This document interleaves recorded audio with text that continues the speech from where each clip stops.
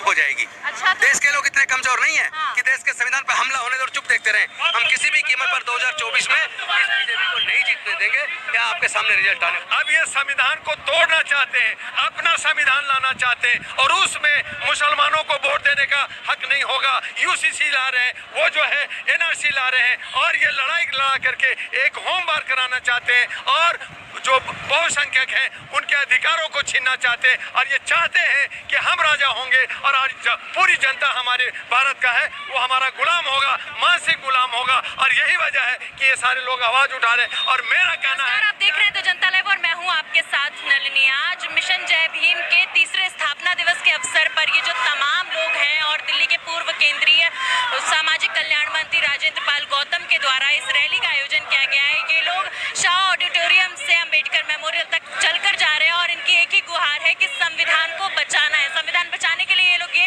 Rally निकाल रहे हैं, जहाँ एक और लगातार एक तबका संविधान को बदलाव की बात करता है, संविधान को बदलने की बात करती है। पीएम के जो सलाहकार है उन्होंने कहा है कि हमें एक नए संविधान की जरूरत है, वहीं दूसरी ओर संविधान को बचाने की बात हो रही है। आपकी बातचीत कराते राजेंद्र पाल गौतम जी से।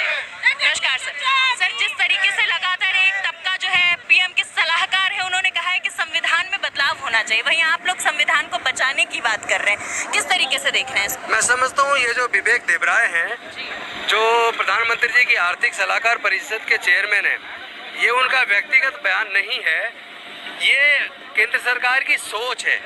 ये मोदी जी की और उनके पूरे मंत्रिमंडल की सोच है। क्योंकि केंद्र की सरकार आरएसएस बजरंग दल विश्व हिंदू परिषद द्वारा केंद्रित और संचालित और कंट्रोल की जाती है, तो उनकी जो सोच है उसको परिलक्षित उन्होंने डायरेक्ट करने की बजाय पूरे देश के लोगों का करंट चेक करने के लिए अपने सलाहकार समिति के चेयरमैन से ऐसा कहलवाया है कि भारत के संविधान को बदलने की जरूरत है। मैं समझता हूँ ऐसे विवेक देवराय जैसे लोगों को जेल में भेजने की जरूरत है।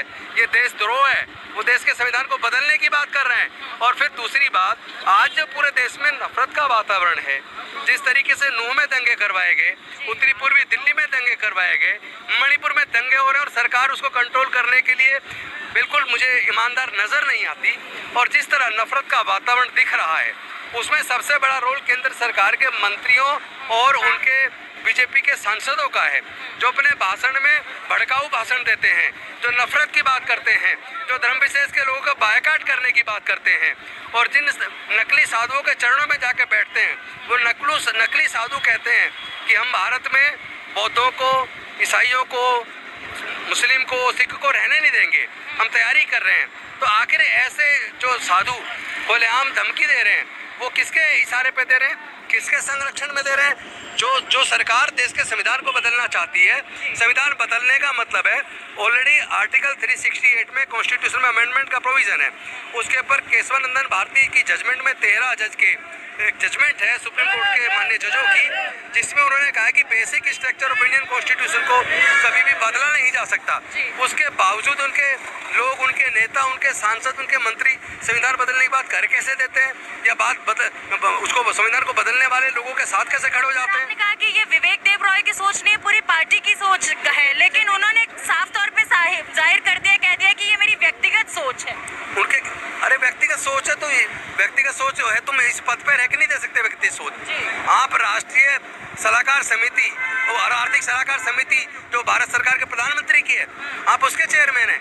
चेयरमैन का व्यक्तिगत कुछ नहीं होता। अगर राजेंद्र गौतम कहे भाई जब मैं मंत्री था या आज विधायक हूँ, ये मेरा व्यक्तिगत है, अरे मैं जनता का प्रतिनिधि हूँ, मेरा व्यक्तिगत नहीं हो सकता। मेरा धर्म व्यक्तिगत हो सकता है, मेरी आस्था व्यक्तिगत हो सकती है, लेकिन मैं ऐसी कोई टिप्पणी नहीं कर सकता जो दूसरों का आहत करे, और खासतौर पर देश को, संविधान को बदलने की बात।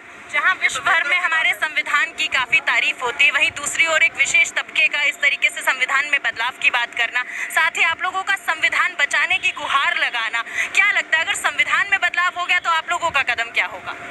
पहली बात तो ये सपना है बीजेपी का, जो कभी पूरा नहीं होगा। हम ये अच्छे से जानते हैं कि अगर संविधान खत्म करके मनुस्मृति लाई जाती है तो मनुस्मृति में देश की महिलाओं को, दलितों, पिछड़ों, आदिवासियों को ना पढ़ने का अधिकार था, ना संपत्ति का अधिकार था, ना व्यापार करने का अधिकार था, यहाँ तक कि मानवता का दर्जा नहीं था। और इस तरीके से तो इसका मतलब हम अपनी आज़ादी खो देंगे।